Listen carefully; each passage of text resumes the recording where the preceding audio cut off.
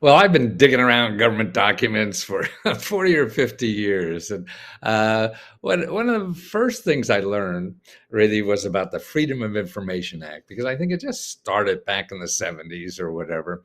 And it's just terrific. And it still is, because that's what you can use. If you're applying for a government grant or something like that, and you're worried about what the application looks like or whatever, you can go to the office that's giving out the grants and request to see a copy of a successful grant application that somebody else filled out. So this is like getting the test ahead of time. Man, where else can you do that except in the government? See, that's what so-called democracy is all about, right? It's open. And so what they redact some things, maybe the names or whatever, but you could see what it is. There's no mystery to all this. The experts, that want to charge a lot of money want you to believe that's a big hocus pocus mystery. And they are the only ones that have the key to the system. They're really just the guy behind the curtain in the Wizard of Oz. And you don't need that. You just have to know the system a little bit and use it. Now, here's an article I'll put in the description about how that is done. And it's really not complicated. You just have to know the agency. What you do is you ask the people first. The people who have the grant, they'll probably give it to you. And if they don't, then maybe they'll help you. So that's the first thing you do. If that doesn't work, then what you do is you find the office. What happened to that list? You find the office. Here it is. Okay, I'll put this list down too. Is all the Freedom of Information Act offices for every agency. So if it's the Small Business Administration or whatever, or the Department of Commerce, you send a letter to them, and that here's an article about how to write. Oh no, that's how to write your own. But the other article here, shows you a sample letter, and that's easy to get. They even at the Freedom of Information Act offices, they'll tell you how to do it, because if you do it to their format, then you get it. If you try to guess what it is, no, the bureaucrats are there to help you. And that's their job. Now, but another need for Information Act letter is get your own FBI file. You could write a letter. This doesn't cost anything. Maybe they charge a few dollars. I mean, that's what all this. They have the right to charge some money if it takes a lot of work for them to do something. So they'll charge a little fee or whatever. So it's $20 or $100 if it's a real big thing.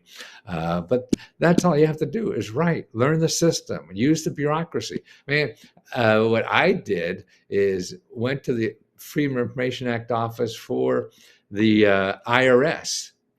And I got copies. I wrote a letter to see all the Freedom of Information Act letters that the IRS has. So what I got was I sat down in their room in Washington, D.C. and read hundreds, thousands of letters and requests, because I was doing a book on the IRS. And so what was neat, I'd see like some professor who spent 15 years studying audits or something like that, and wanted some documentation or whatever, like what is the official training program for auditing people?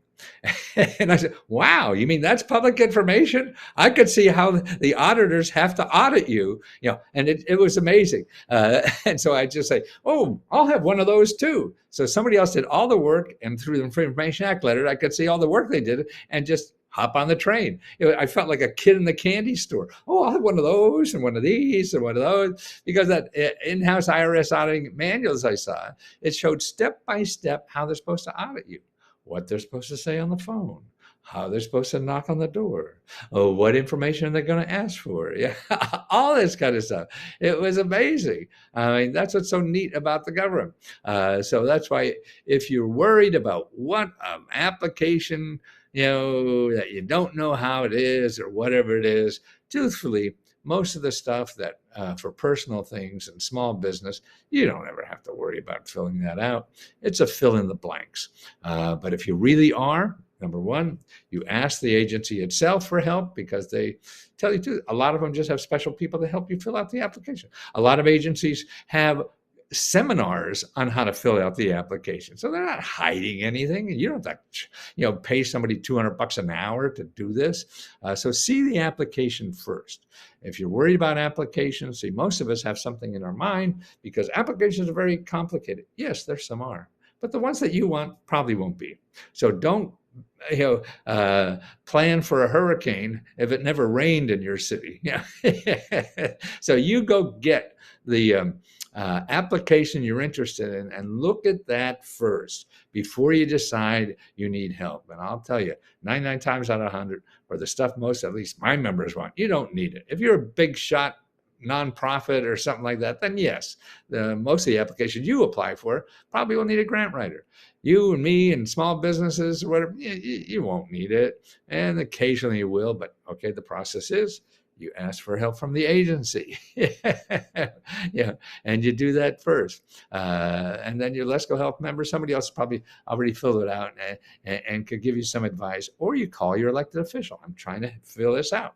They work for the government. They're supposed to help you get what you need from the government. That's their job. So you find your elected official by going commoncause.org and put in your zip code and call them. And the first one doesn't say want to help, you call the next one. They don't want to help, you call the next one. You go down. You got a dozen or so to try. But first, agency giving out the money is the first place to start. That's the horse's mouth. And if we could help or anything like that, don't forget, Let's Go Help and Let's Go Reports. Let's Go Help is the personal help. So if you put in Let's Go Help.com or Let's Go Help2.co.